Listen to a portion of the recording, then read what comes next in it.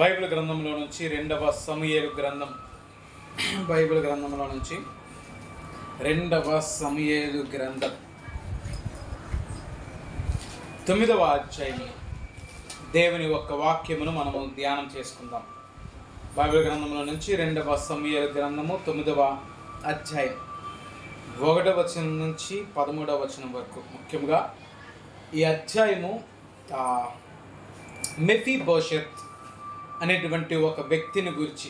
నిజం చెప్పాలంటే అపోస్తలుడైన పౌలు దేవుని ముమ్మారు వేడుకుంటున్నప్పుడు,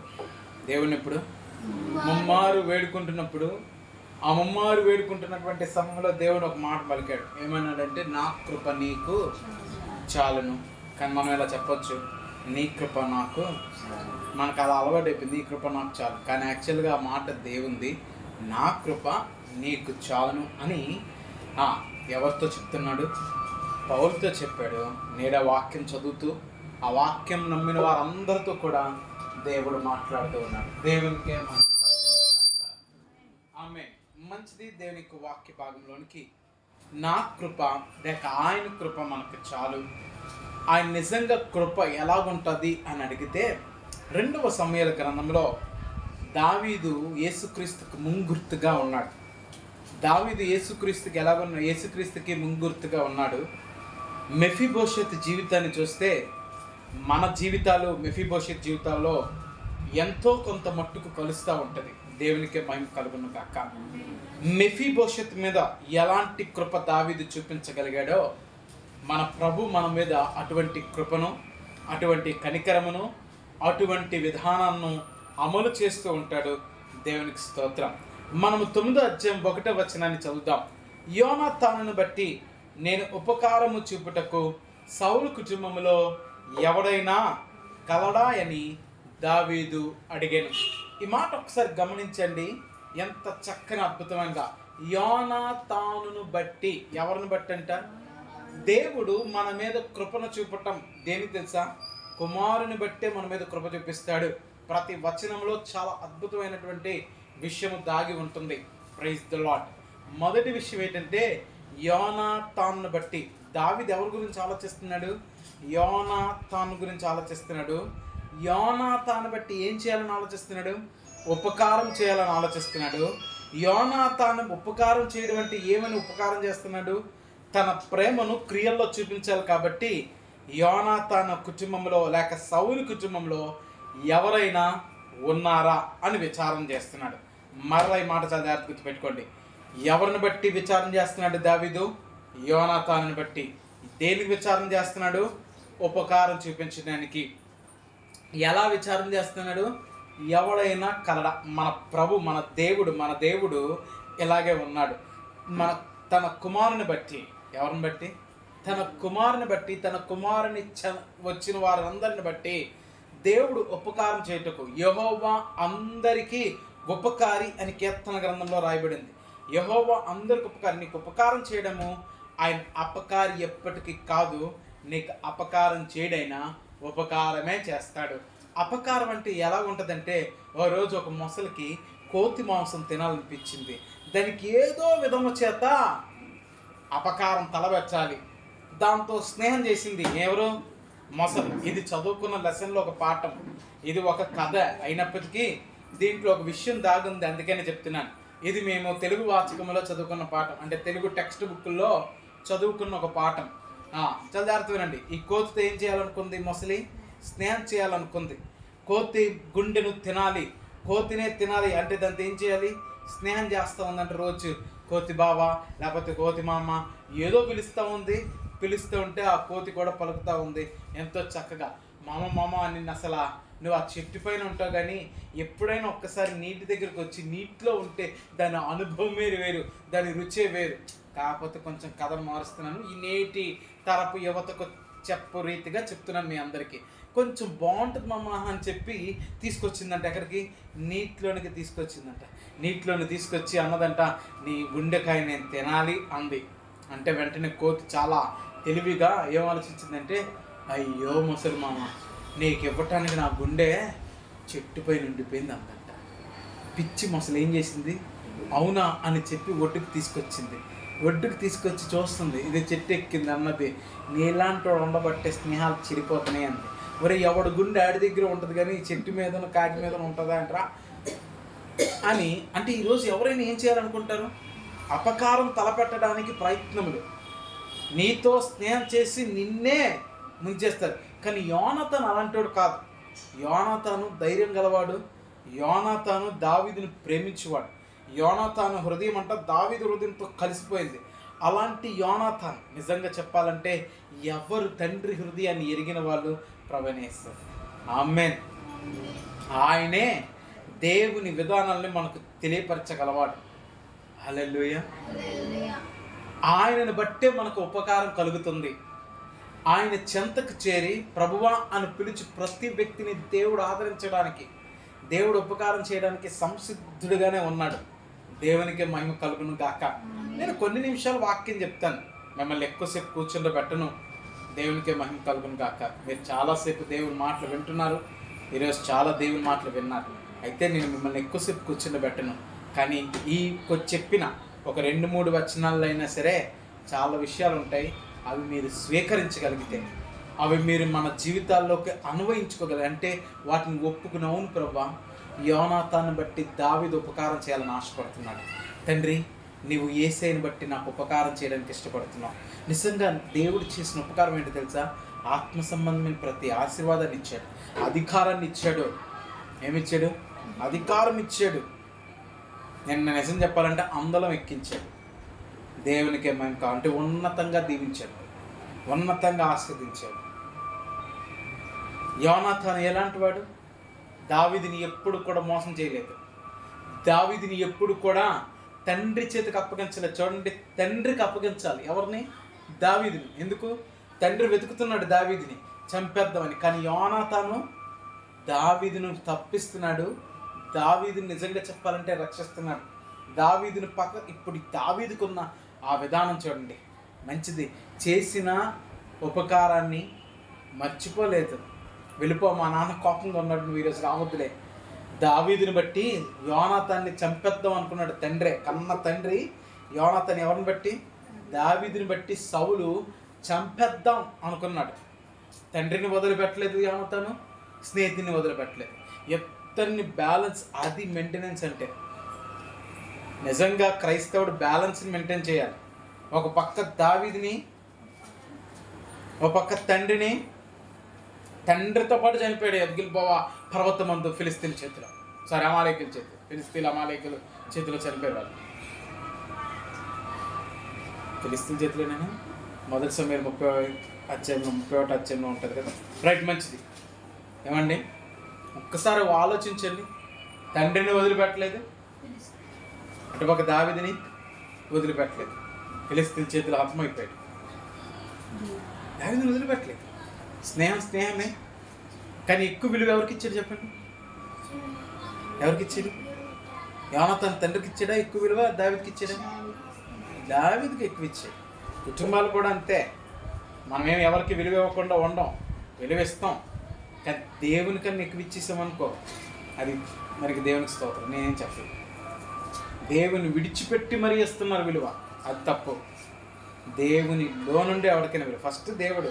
యోనాతాను జీవితం చూడండి, మొదట దావీదే, తర్వాత తండ్రి. నీలాంటి కొడుకు పుట్టకూడదు అనుకుంటాడు ఆ తండ్రి, అయినా పర్వాలేదు. దావీదు ఆత్మీయుడికి, సౌలు శరీరానుసారానికి గుర్తు. శరీరానుసారము కంటే ఆత్మానుసారమునకే విలువ. మీరు ఆత్మానుసారముగా నడుచుకుని దేవుని వాక్యం సెలవిస్తాము. ఇక్కడ చాలా జాగ్రత్తగా గమనించండి. యోనాతాను బట్టి చేసిన ఉపకారాన్ని దావీదు మర్చిపోలేదు. యోనాతాను బట్టి ఏమంటున్నాడు తెలుసా? నేను ఉపకారము చూపుటకు.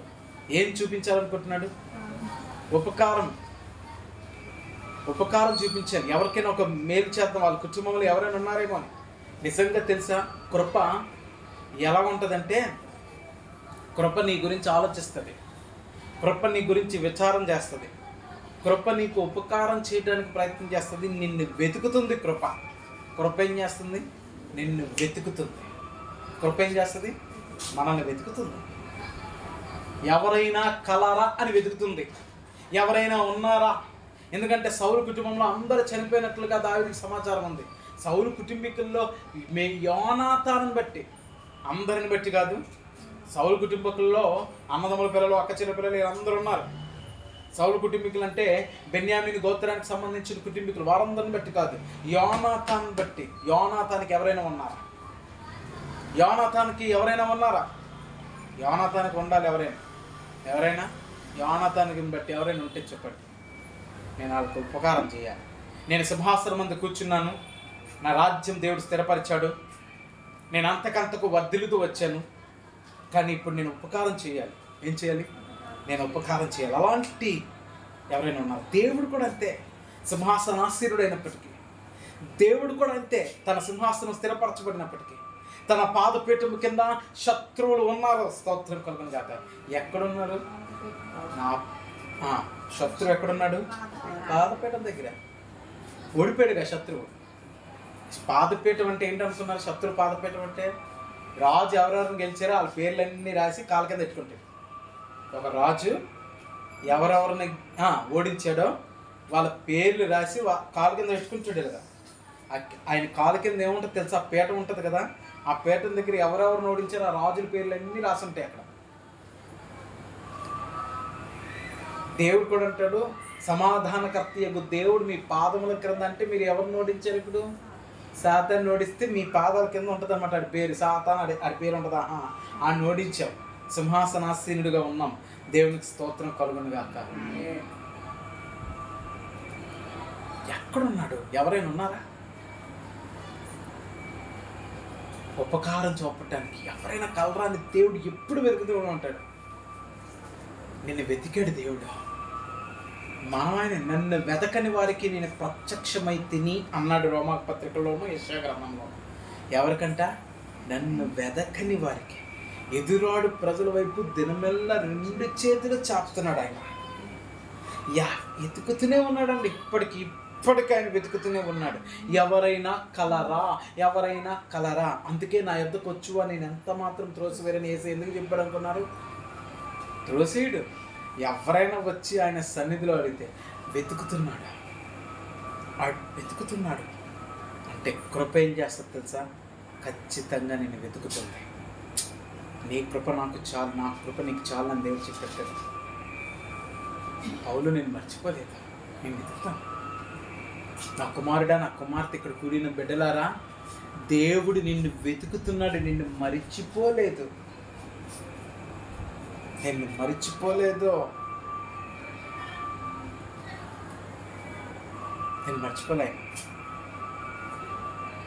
నిన్ను ఆయన వెతుకుతున్నాడు, వెంటాడుతున్నాడు. నిజంగా చెప్పాలంటే 2వ వచనంలోకి వెళ్తాం. సౌలు కుటుంబమునకు సేవకుడగు సీబా ఎన్ను ఒకడుండగా వారు అతనిని దావీదునొద్దకు పిలవనంపిరి. సౌలు కుటుంబానికి ఎవడున్నాడు? అక్కడున్నాడు. సౌలు కుటుంబానికి సీబా అనేటువంటి ఒక వ్యక్తి ఉన్నాడు. ఆ వ్యక్తి ద్వారా ఇప్పుడు ఏం చేయాలనుకుంటున్నారు? ఆ వ్యక్తి ఉండగా అతన్ని ఎవరి వద్దకు పిలిచారు? దావీదుని వద్దకు పిలవనంపిరి. రాజు, సీబావు నీవే కదా అని అడుగుగా అతడు, నీ దాసునైనా నేనే సీబాను అనెను. మనిషిని పట్టుకోవాలంటే ఒక మనిషి దొరకాలి కదా. ఒక మనిషిని పట్టుకోవాలంటే ఇంకో మనిషిని పట్టుకోవాలి.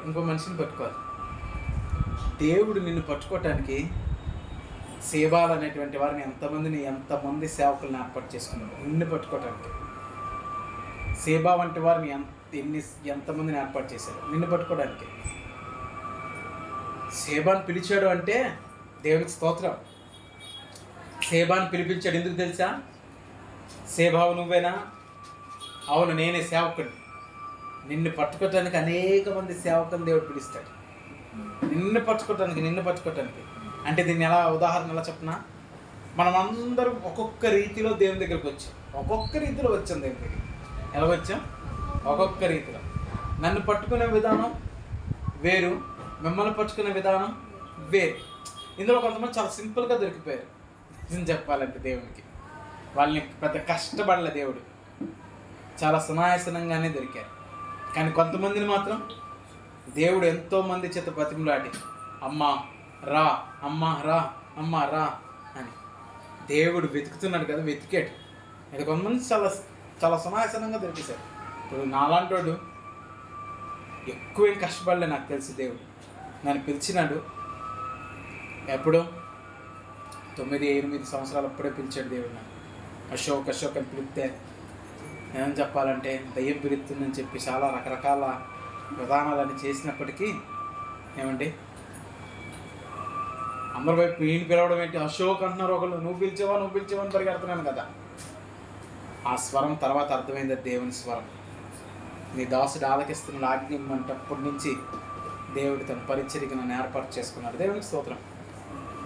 అందులో కొంతమంది నిజం చెప్పాలంటే ఓకే, హాస్టల్కి వచ్చాం, దేవుని పాటలు పాడటం, వాక్యం చదవటం ద్వారా అలాగా సాక్ష్యాలు వినుట వలన విశ్వాసం మెల్లమెల్లగా ఏమైపోయింది, రూపొందించబడింది. ఆయనే దేవుడు అన్నట్టు ఒక రుజువు ఏంటంటే ఆయన స్వరం. అది నా భక్తి విషయంలో ఆయన దేవుడు అంటే నాకు, నేను చెప్పను కొన్ని సాక్ష్యాలు, కానీ అది నువ్వు ఎలా నిర్ధారించుకున్నావు అంటే చాలా విధానాలు ఉన్నాయి నా జీవితంలో. ఒక విధంగా కాదు, నేను దేవుడిని ఒక విధంగా టెస్ట్ పెట్టాను. ఓకే రైట్, మంచిది. ఇందులో కొంతమంది దేవుడు ఎలా ఏర్పాటు చేసుకున్నాడు అంటే, కొంతమందికి ఏం చేసాడంటే రోగం ఇచ్చి ఉంటాడు. దేవుడే తన దగ్గరకు రావడానికి రోగం ఇచ్చి ఉంటాడు. ఆ రోగాన్ని బలపరుస్తాడు. దేని బలపరుస్తాడు? ఎవరు? దేవుడే రోగాన్ని బలపరుస్తాడు. వీటికి ఇంకో దారి లేకుండా చేస్తాడు. మొత్తం దారులన్నీ ఏం చేస్తాడు? మూసేస్తాడు. అన్ని దారులు మూసి దేవుని దగ్గర రప్పిస్తాడు. ఆయన నీ మీద అంత ప్రేమ, అంత ఎతికిసాడు.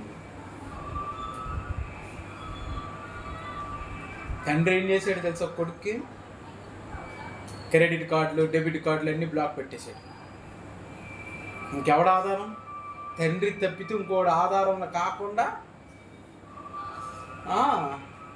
తండ్రి తప్పితే ఇంకో ఆధారం కాకుండా తండ్రి చేస్తాడు. ఎందుకు అంటే వీడు ఖచ్చితంగా నా దగ్గరికి రావాలి. ఉంది ఇంత సౌకర్యాలకు, ఇంత విలాసవంతులకు ఇతడే వారసుడు, కానీ నా దగ్గరికి రావట్లేదు వీడు. తండ్రి మంచివాడు, తండ్రి నియమ నిబంధనలతో ఉన్నవాడు, తండ్రి తన పనివారిని సొంత బిడ్డల్లాగా చూసుకునేవాడు. కానీ కొడుకు ఆ నియమాలకి నిబంధనలకు ఏమాత్రం తావలేడంటే అప్పుడు ఏం చేస్తాడు తండ్రి? ఖచ్చితంగా శిక్షలు విధిస్తాడు. మన తండ్రి అంత మంచివాడు కాబట్టి మనకి ఇచ్చాడు. ఇచ్చేం చేస్తాడు చెప్పండి? నేను రప్పించుకుంటాడు. కొంతమంది అలా రప్పించుకున్నాడు. సీబా వంటి వారిని దేవుడు, సీబాలని ఎంతోమంది వచ్చి ఉంటారు. నువ్వు రా అమ్మా. 3వ వచనానికి వెళ్దాం. రాజు, యెహోవా నాకు దయ చూపినట్లుగా నేను ఉపకారం చేయటం. అసలు ఎందుకు ఉపకారం చేస్తున్నాడు? ఇది ఇంకా అద్భుతం. ఎందుకు ఉపకారం? ఎందుకు ఉపకారం అంటే, దేవుడు నాకు దయ చూపించాలి. ఎవరు దయ చూపించాలి? దేవుడు ఎవరికి దయ చూపించాలి? దావీదుకు దయ చూపించాలి. ఎందుకు దయ చూపించాలి? నేను ప్రమాణం చేశాను. నేను యోనాతానుకి మాట ఇచ్చాను. మాట నిలుపుకునే దేవుడు మా దేవుడు. నీకు మాట ఇచ్చాడా? అంతే. నాకు దేవుడు దయ చూపించాలి. యేసుక్రీస్తు ప్రభువు లోకంలో వచ్చినప్పుడు ఆయన దైవ మానవుడు అన్నారు. ఆయన అంటే దైవముగాను మానవుడుగాను. మీరు చూడండి, నీ పాపములు క్షమింపబడి ఉన్నవి అంటే అక్కడున్న పరిశీలందరికీ ఒక అనుమానం ఏంటి? దేవుడు ఒక్కడే కదా పాపాలు క్షమించడానికి. నేను పాపాలు క్షమించానంటే నేను ఎవరిని? నేను ఎవరిని? దేవుణ్ణి. సింపుల్. ఒక పక్క మానవుడుగా ఆకలి కొన్నాడు. దేవునికే మహిమ కలుగును గాక. ఆయన్ని దైవ మానవుడు అన్నారు.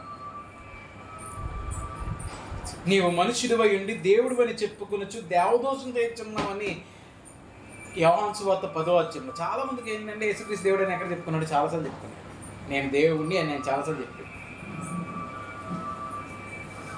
దేవునికి స్తోత్రం. అయితే ఆయన మానవుడుగా ఉండేటప్పుడు దేవుని దయందున వర్ధిల్లుచుండెను అన్న మాట మీకు కనబడుతుంది బైబిల్ గ్రంథంలో. ఎలా కనబడుతుంది?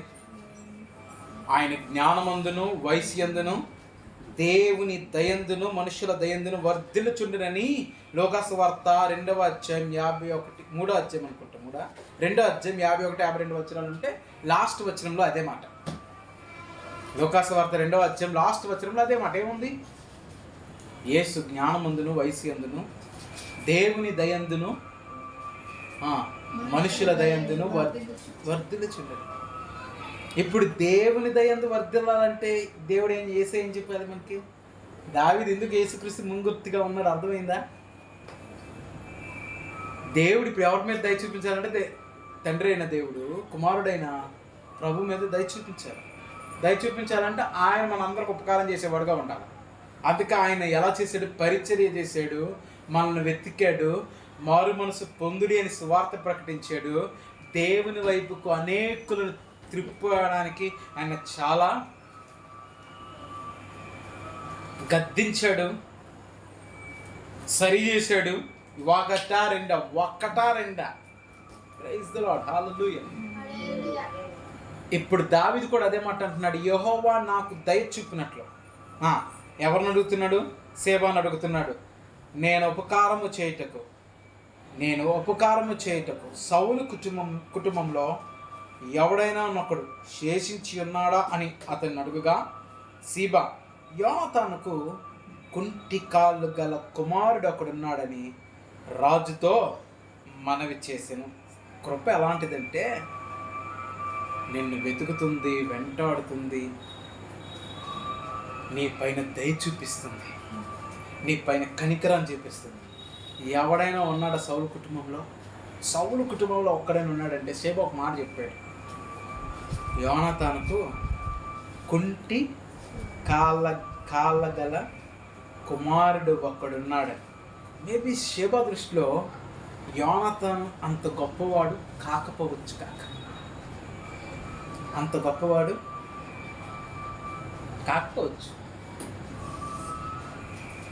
యోనాతాను గొప్పవాడుగా ఆయన అభివర్ణించట్లేదు. కుంటి కాళ్ళ గల యోనాతానుకు ఒక కొడుకున్నాడని చెప్పచ్చు, కానీ యోనాతానుకి ఎవరున్నారన్నది కుంటి కాళ్ళు. మీరేం ఉపకారం చేయాలనుకుంటున్నారు, కానీ ఉపకారం చేసేవాడి జీవితం ఎలాగుందంటే కుంటి కాళ్ళు. మేబీ చాలామంది ఉండొచ్చు, ఆ కుటుంబానికి దేవాను మేలు చేయాలనుకుంటున్నావు, కానీ ఆ కుటుంబీకుల యొక్క విధానములు ఎలా ఉన్నాయో తెలుసా? వాళ్ళ యొక్క రోత బతుకేంటో నీకు తెలుసా? నువ్వు చెప్పొద్దు దేవుడికి. అసలు వాళ్ళకి ఉపకారం చేయాలనుకుంటున్నాడంటే చేయనీయండి. నాకు దేవుడు మొన్న ఇదే మాట మాట్లాడాడు,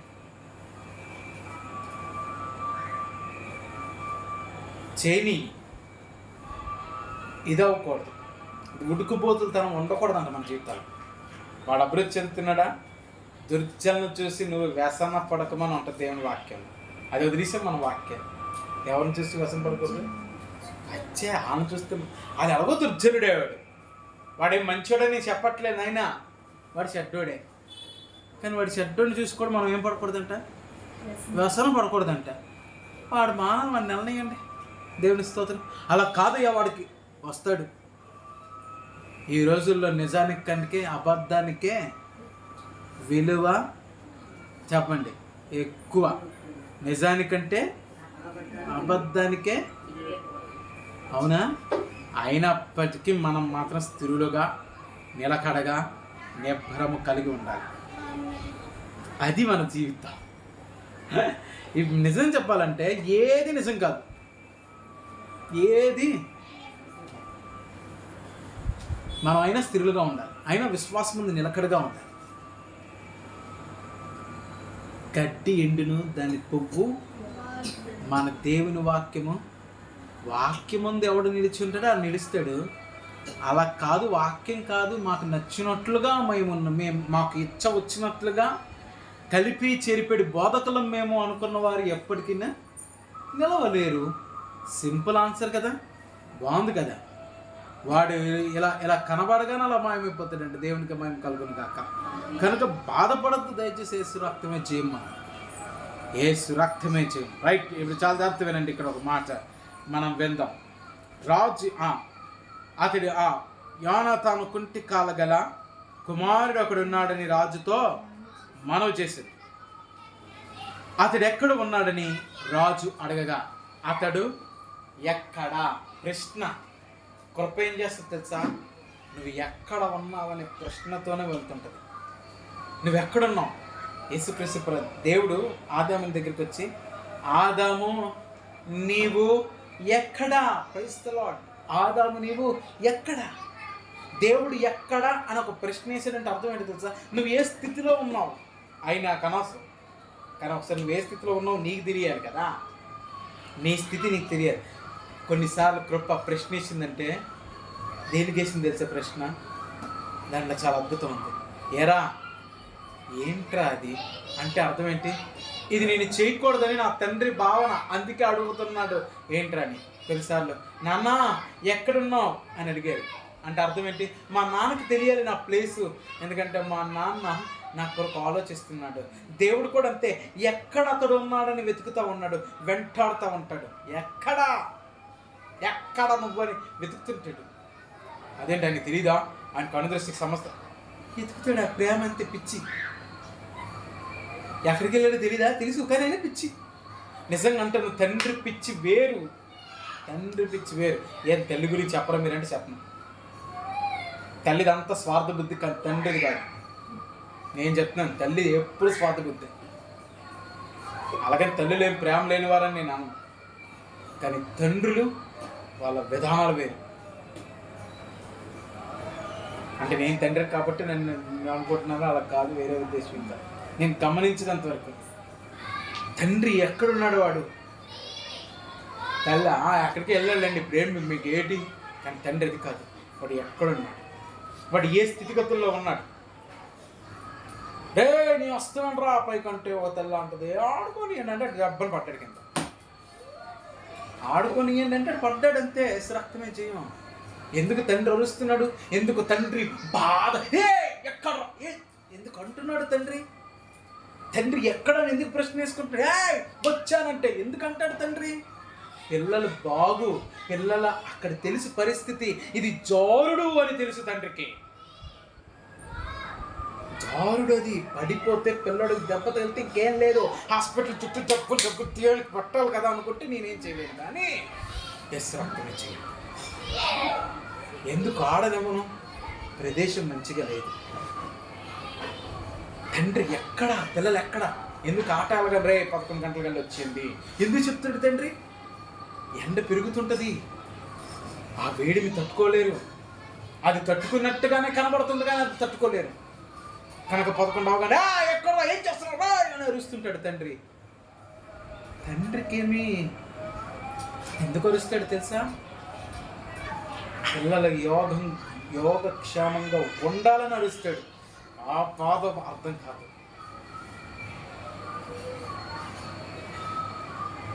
ఒకప్పుడు మాకు ఈ ప్రదేశాలు లేవు కనుక మా ఆటలు సాగేవి, బురదాయి కాబట్టి నో ప్రాబ్లం.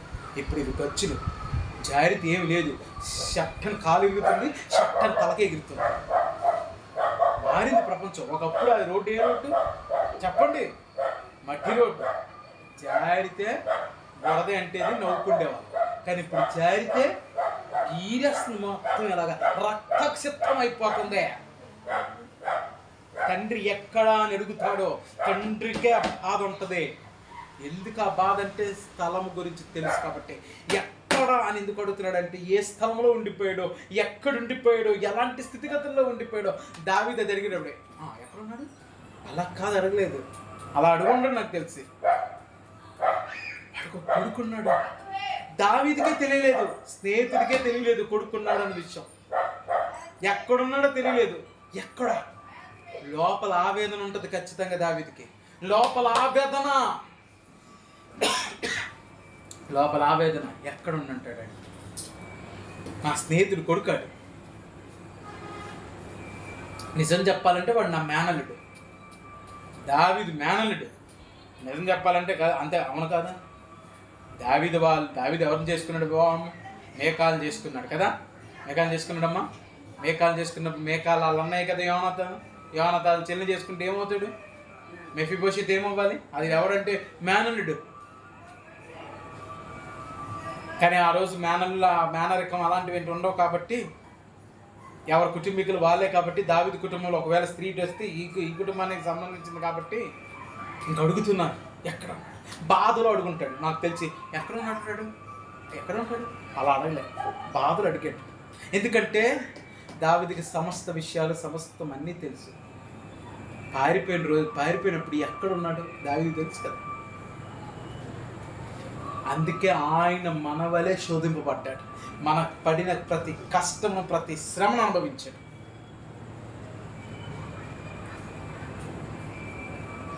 మనకు పడిన ప్రతి కష్టం ఆయన అనుభవించాడు. దావీదు తెలుసా అతను ఎక్కడా అనే ప్రశ్నలో ఎందుకు నేను ఆగిపోయింది తెలుసా? ముందుకు వెళ్ళిపోవచ్చు, చదువుకుంటే ఒక పాఠం. ఎక్కడా అని ఎందుకు ఆగిపోయింది తెలుసా? దావీదు జీవితం తెలుసు. దావీదు పారిపోయాడు, ఇంటి దగ్గర ఉన్నాడా, నాన్న ఇంటికాడ ఉన్నాడా? నాకు తెలుసండి జీవితం అలాగ ఎలా ఉంటుందో. ఇలా పరిచర్య ఇలాగ బైబిల్ కాలేజ్ అయిపోయింది, ఒక స్థలంలోకి వెళ్ళాను. ఒక 4 రోజులు చూస్తారు ఎవరైనా కదా, 4 రోజులు ఏంటి చూస్తున్నారు వాళ్ళు బాగానే, కానీ నాకే నచ్చట్లేదు, ఎక్కడికైనా వెళ్ళాలి, ఇది చాలా రాంగ్లా ఉంది అని చెప్పి అప్పుడు నేనేం చేసి ఉంటాను, వెంటనే హైదరాబాదు ఒక విధానం ఉంది, అక్కడికి వెళ్ళాలి, ఒక మీటింగ్స్ ఉన్నాయి, ఒక వారం రోజుల దాకా ఉన్నాయి అంటే పరిగెట్టుకుంటే ఇంకా ఆ మీటింగ్ నిమిత్తం వెళ్ళిపోయారు. ఆ మీటింగ్ నిమిత్తం ఏమయ్యాం, వెళ్ళాం. వెళ్ళిన తర్వాత దేవునికి స్తోత్రం. ఆ తర్వాత నేను మరలా ఒక ప్రాంతానికి వెళ్ళేటప్పుడు నిజంగా నా దగ్గర ఏం లేదు, కన్నీళ్ళ చేత వెళ్తున్నాను. ఎక్కడికి వెళ్ళినా ఎవరి దగ్గర ఉంటాను, ఎవరి దగ్గర ఉండగలం? మహా అయితే ఒక వారం రోజులు ఉంటాం, తర్వాత మనం బోర్ కొట్టేస్తాం. వాళ్ళకి ఏ పని చేయడా, ఏమీ చేయడా, ఇలాగే కూర్చుంటాడా, ఇలాగే కూర్చుని తింటాడా అని ఒక మాటలు వచ్చేస్తుంటాయి. మనం ఏం పని చేసినా పనులు కనబడవు తెలుసా, పనులు కనబడవు, పనులు కనబడవు. నువ్వెంత పని చేసినా పరా ఇంట్లో పన్ను కనపడదు అస్సలు. నేను గమనించినంతవరకు చెప్తున్నాను, పరా ఇంట్లో నువ్వు ఎంత పని చేయి, వాళ్ళు మొత్తం ఇల్లు అంతా దులిపోయి వాళ్ళ ఇల్లు దులిపేసి వాళ్ళ ఇల్లు మొత్తం నీట్గా చేసి పెట్టు, వచ్చి తినేసి వెళ్ళిపోయింది అంటారు. కానీ పని చేసింది అంటారా ఎవడైనా? మొత్తం క్లీన్ చేసింది అంటారా? అంటే వేసి రక్తమే చేయి అంటే దేవునికి స్తోత్రం. అలాంటి వాళ్ళు గొప్పవాళ్ళే, అలాంటి వాళ్ళు నిజంగా గొప్పవాళ్ళే. నువ్వు వచ్చావా, వచ్చింది, నువ్వు ఎంత పని చేయి, నువ్వు నిజంగా ప్రేమ కలిగి పరిచయం చేయి. దావీదు జీవితానికి తెలుసు ఎక్కడ అనే మాటలో దావీదు పారిపోతున్నప్పుడు తెలిసి. ఏమంటే ఒకరోజు ఒక ఆయన దగ్గరికి, అయ్యా కొంచెము శుభదినాన్ని వచ్చాం, మేము మంచి రోజు వచ్చాం, నువ్వు గొర్రెలకు బొచ్చు అంతా కత్తిరేస్తున్నావు కదా, బొచ్చు కత్తిరిస్తే ఏమవుతుంది? ఆ బొచ్చుని అల్లేటోళ్ళు వచ్చి కొనుక్కుంటారు కదా, మంచిగా డబ్బులు వస్తాయి, నీకు గొర్రెలు ఎక్కువ ఉంటాయి కదా, నువ్వు చాలా ధనవంతుడు కదా, మాకు కొంచెం ఫుడ్ పెట్టండి. ఎవడాడు అన్నాడు. ఎవడాడు ఎక్కడా అని ఎందుకు అడిగంటాడు తెలుసా? ఇన్ని విషయాలు బట్టి ప్రార్థన చేసుకున్నాం. దీన్ని వచ్చే శనివారం మళ్ళీ మాట్లాడుకుందాం. ప్రార్థన.